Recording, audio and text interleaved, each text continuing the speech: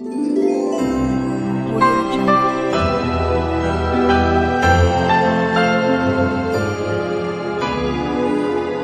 Audio Jungle.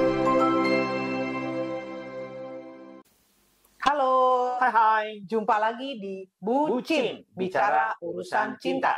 Sebuah family channel yang membahas tentang perkawinan keluarga. dan parenting. Kali ini kita di topik Pernikahan tidak melulu tentang cinta. cinta saja tidak cukup. Seperti biasa, Bucin Family Channel direkam di studio Family Therapy Room Home of Karuna at Familia Indonesia.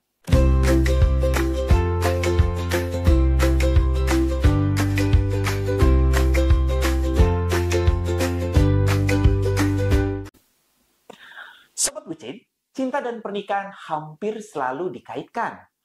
Pada banyak pasangan, kehadiran cinta merupakan alasan yang cukup meyakinkan untuk keduanya melanjutkan ke jenjang pernikahan. Tentu disertai harapan bahwa cinta akan bertahan dan bahkan bertumbuh dalam pernikahan.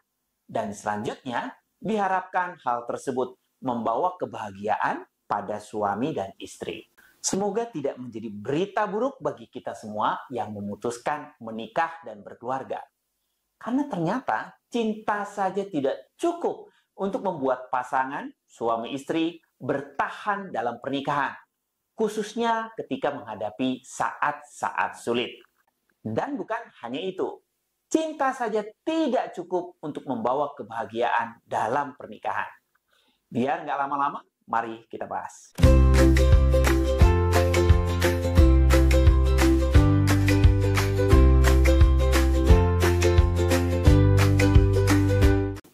Sobat Bucin, mari kita bahas temuan dari penelitian yang ditampilkan pada jurnal ini. Tujuan dari penelitian ini adalah untuk mengidentifikasi faktor-faktor keberhasilan dalam pernikahan yang bahagia. Jadi apa saja sih yang bikin pernikahan itu bahagia? Untuk tujuan ini, 300 pasangan dipilih dari staf beberapa perusahaan dan dari orang tua murid di sekolah-sekolah. Prosedur yang dilakukan adalah cluster sampling.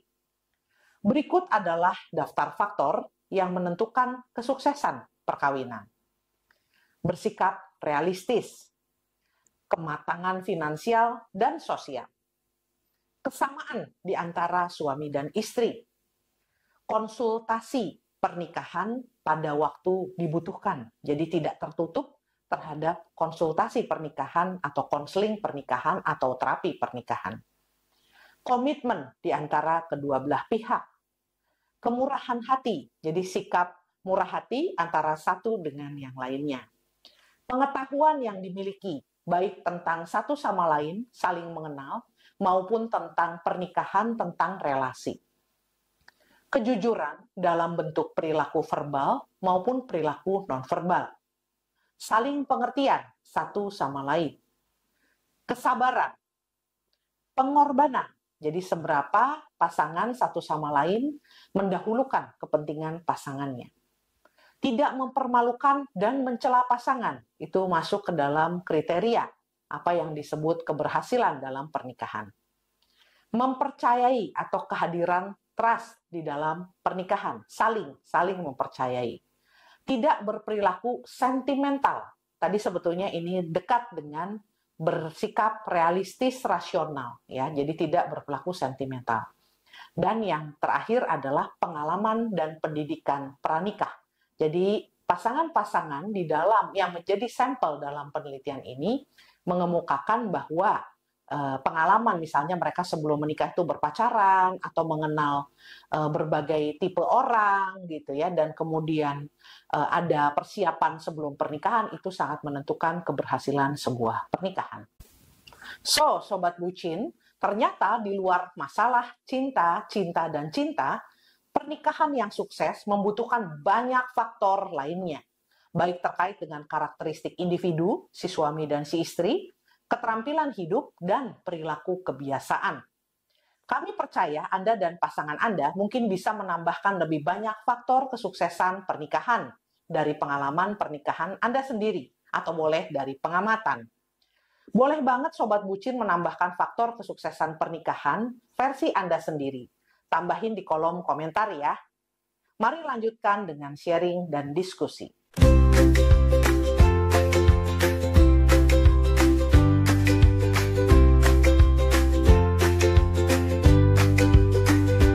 Baik, sekarang kita diskusi. Ya. Tapi duluan. Oke. Jadi katanya ini topiknya cinta saja tidak cukup. Jadi mungkin kita perlu sedikit nih kembali ke belakang gitu kan. Apa sih yang disebut dengan cinta gitu ya. Tetapi singkatnya cinta itu aku tuh pengen deket terus sama kekasihnya. Itu definisi Papi tentang cinta. Iya. Definisi Mami beda lagi. Ya, Sobat Bucin juga bisa beda lagi. beda-beda lah ya.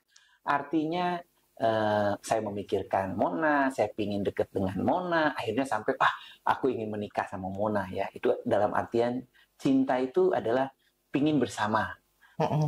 Kalau bisa seumur hidup gitu ya, kalau maksudnya bisa. kenapa makanya menikah gitu ya. Dia menikah karena pingin bersama gitu ya. Nah, jadi konteks cinta di sini adalah ya pingin menghabiskan hidup bersama dengan orang yang dikasihi gitu ya. Nah, kemudian topik kita bahas di sini adalah kenapa tidak cukup. Hanya cinta saja. Hanya cinta saja tidak cukup. Bukan berarti cinta tidak penting ya. Tapi justru dong, kalau nggak ada cinta gimana? Kalau tidak ada cinta, kayaknya agak sulit tuh masuk ke pernikahan. Tapi ternyata nggak cukup untuk Iya, kelangsungan, bertahan dan kesuksesannya Iya. gitu ya. Karena kan ketika kita menikah, di situ kan ada suka duka, sakit, sehat, Belum untung, sebel-sebel. rugi, gitu kan? Ketika kita menikah, di situ udah ada tuh sumpah janjinya gitu ya, supaya kita itu sehidup semati lah begitu. Tetapi ternyata untuk menjalani itu tidak semudah ya, tidak mudah gitu ya. Nah, jadi kenapa kita angkat cinta saja tidak cukup gitu ya. Nah, jadi butuh apa? Yang pertama, kalau dari pemahaman saya gitu ya, kita itu butuh komitmen. Oke. Kalau dari pernikahan kita itu juga ada. Ya ada. Oke. Tetapi kan memang itu harus dikomitmenkan, gitu kan. Jadi seseorang ataupun saya misalnya Chandra ya sadar bahwa saya itu berkomitmen, gitu. Jadi cinta ya cinta, gitu. Tetapi kadang-kadang ada yang bilang cinta tanpa komitmen, gitu kan. Nah itu bahaya tuh. Oke.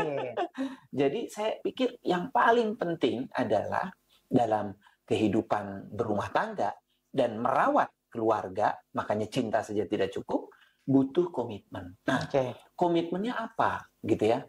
Kalau menurut saya ada 3 hal ya, komitmen di dalam keluarga itu harus tumbuh. Yang pertama adalah kesetiaan, gitu ya.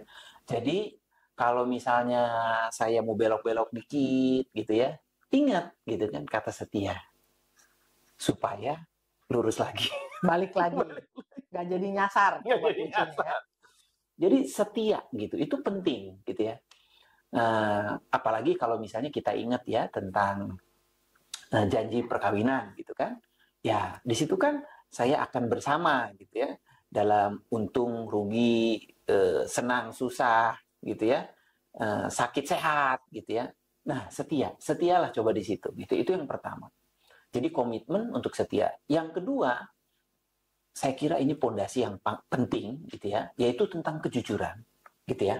Jadi kalau misalnya jujur ini tidak ada di dalam pasangan dan tidak terbangun, itu bisa dilihat dari komunikasi gitu ya. Jadi kalau misalnya komunikasinya terbuka, komunikasinya apa adanya, kemungkinan kejujuran itu ada. Tetapi kalau komunikasi aja sulit gitu ya, sembunyi-sembunyi, ragu-ragu, ada kemungkinan kejujurannya dipertanyakan. Jangan-jangan banyak rahasia. Jangan-jangan banyak rahasia. Dan bahaya banget gitu ya. Ya bayangin lah kalau misalnya kita itu nggak jujur sama pasangan. Padahal dia orang yang ada di sampingmu, tidur bersamamu, hidup bersamamu, nutup-nutupin kayaknya capek banget kan. Jadi hidup nggak happy gitu ya. Nah tentu saja yang terakhir nih, komitmen yang terakhir adalah komitmen dengan tanggung jawab ya, dengan peran gitu. Jadi kalau saya sebagai ayah ya peran saya sebagai ayah ataupun sebagai istri ya dilakukan dengan baik. Nah, jadi tips sebetulnya Mona dari saya sederhana itu aja gitu ya. Jadi yang penting seorang itu tidak cukup hanya cinta, tetapi mempraktekkan apa yang dikomitmenkan dalam perkawinan sehingga dia bisa langgeng.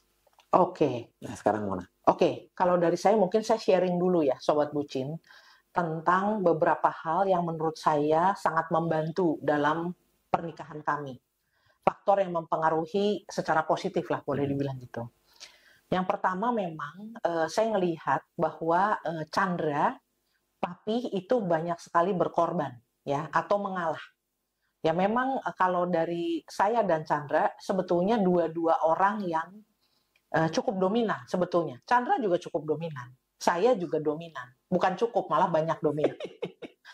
Tapi kalau tidak ada satupun yang mau mengalah, memang saya ngerasanya mungkin akan sulit sebetulnya pernikahan kami. Tapi karena Chandra dalam banyak hal dia mendahulukan saya. Jadi dia berkorban dan dia mengalah.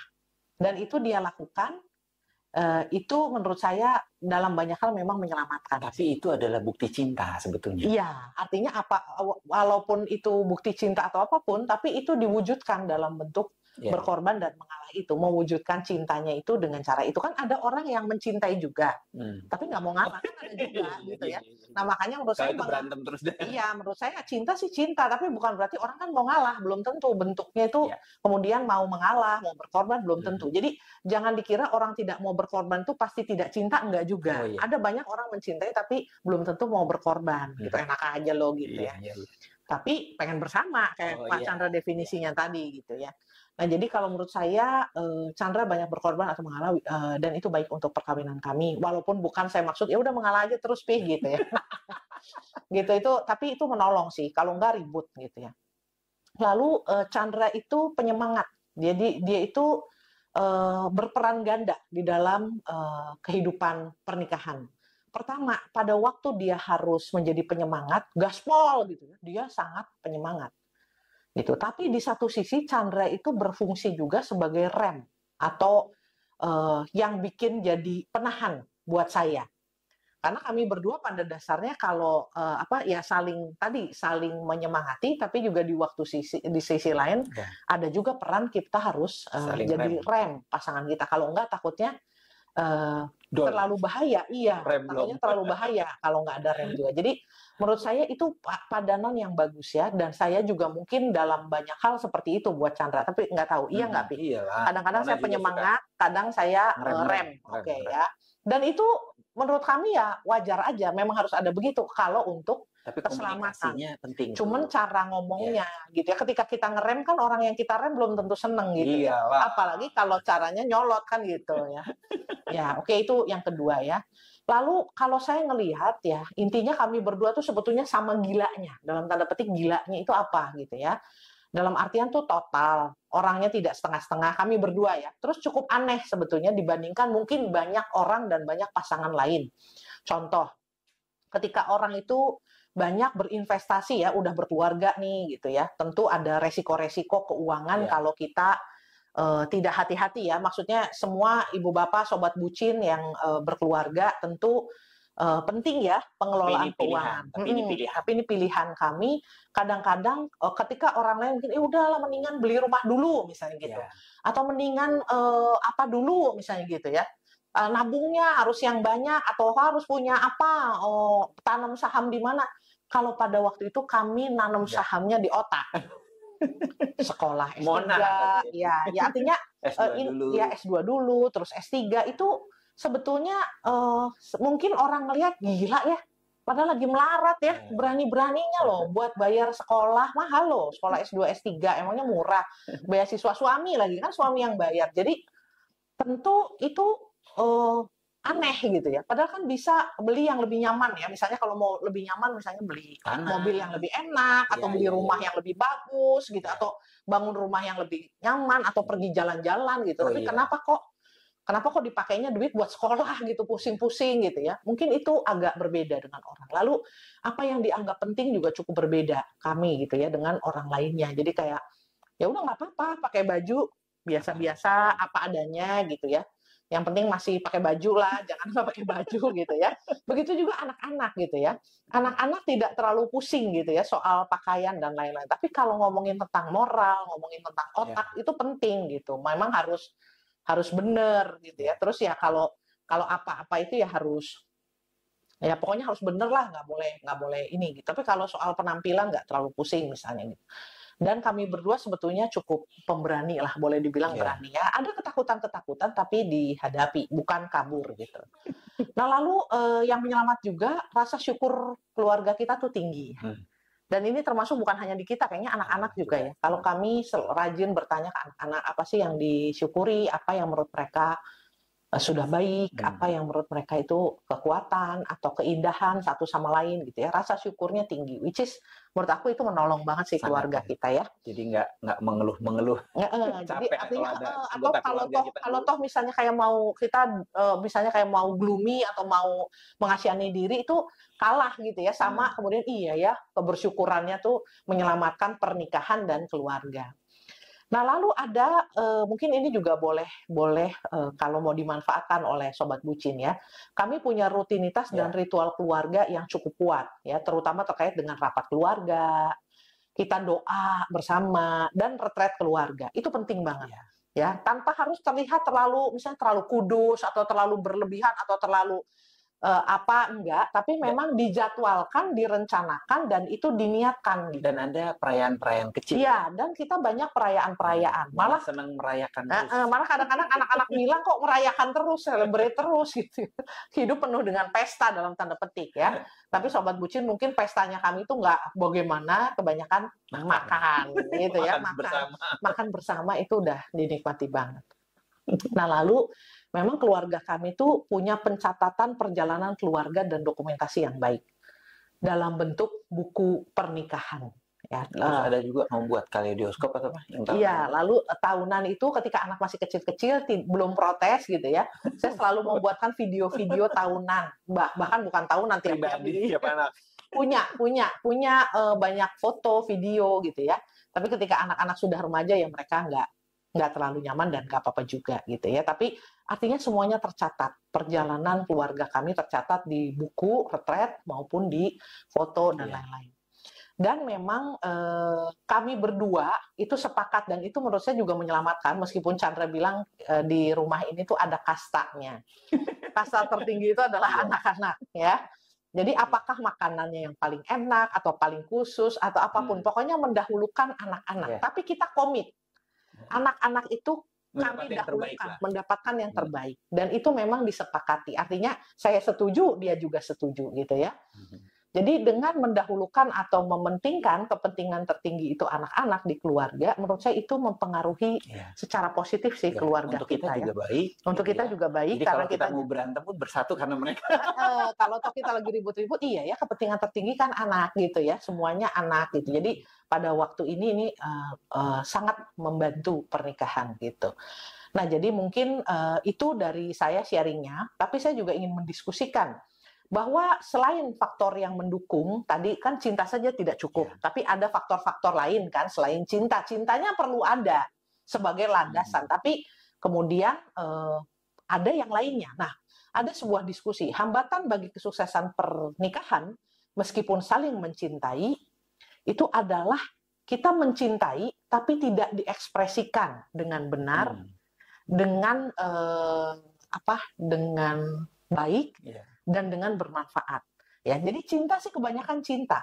Ya, ketika kami tidak terekspresi. Iya, tapi tidak sampai gitu ya. Cintanya tuh mungkin kita marah itu kepada seseorang itu karena cinta. Kita khawatir misalnya dia kenapa.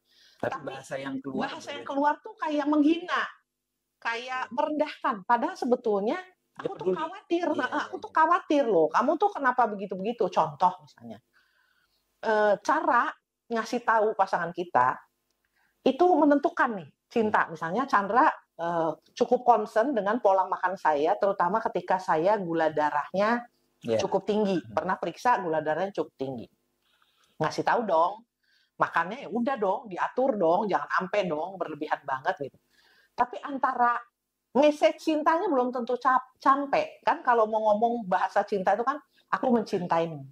Aku ingin kamu hidup sehat. Kalau cinta kan udah terima aja apa adanya. Aku khawatir kamu sakit kalau makanmu nggak benar. Tapi yang keluar kalau misalnya nggak lagi kebenaran, ngapain makan-makan gitu terus gitu? Nggak takut apa gitu? Berlebihan dan lain-lain gitu.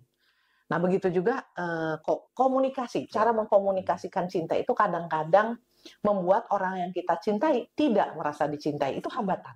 Sama ya menurut saya. pengalaman sama anak kita yang nomor 2 juga. Betul ya. Jadi anak saya nomor 2 itu suka khawatir kalau mamanya berlebihan keluar uang. Dia sangat hemat orangnya, sangat safe lah gitu ya untuk uang. Dia nggak mau mamanya keluar banyak uang. Tapi kemudian yang dilakukan adalah marah-marah ketika saya mau membeli sesuatu gitu. Yang keluar adalah marahnya. Padahal dia tinggal bilang bahwa mama aku mencintaimu, aku tidak ingin kamu keluar banyak uang supaya mama nggak kesulitan. Itu kan enak banget. Iya, tapi yang keluar beda. Yang keluar adalah nanti miskin loh, parah loh gitu ya, jelek gitu ya, aduh gimana gitu ya. Nah itu mungkin sobat bucin ya diskusi kita kadang-kadang hambatan-hambatan yang muncul. Dikatakan memang cinta saja tidak cukup. Cinta saja tidak cukup, harus diwujudkan. Dan cara mewujudkannya harus benar, Ya, harus salah satunya sesuai. adalah dengan komunikasi. Ya. Dengan cara komunikasi yang Yang baik. baik, ya. Jadi makanya kalau saya cinta banget, oh iya cinta banget. Tapi belum tentu cukup. Kalau cara menyampaikannya, Iya. komunikasinya buruk, komitmennya nggak terlihat gitu ya, itu bisa jadi hambatan.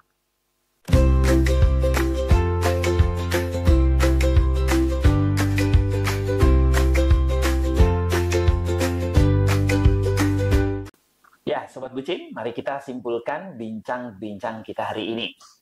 Sobat Bucin, sebuah kalimat bijak mengungkapkan, a relationship is not only about saying I love you every day. It's also about showing it every day. Mencintai itu penting dan mendasar dalam relasi pernikahan.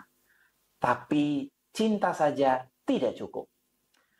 Cinta harus diwujudkan dalam berbagai cara, dalam berbagai peristiwa hidup. Dalam pertumbuhan masing-masing pribadi, suami dan istri menjadi pribadi dan relasi yang semakin benar, baik, dan bermanfaat.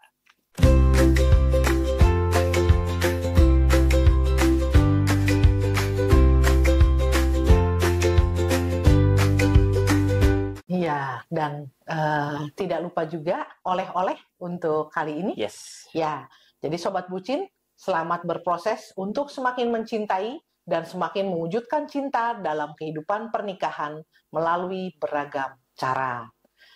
Seperti biasa, kalau Sobat Bucin mau mengontak kami, gitu ya, silahkan di Bucin Sapa Kisah dan Kupas melalui alamat email bucinfamilychannel@gmail.com atau nomor WA di 0852 1326 6550. Ya. Baik, Sobat Bucin, terima kasih atas kebersamaan kita di episode ini.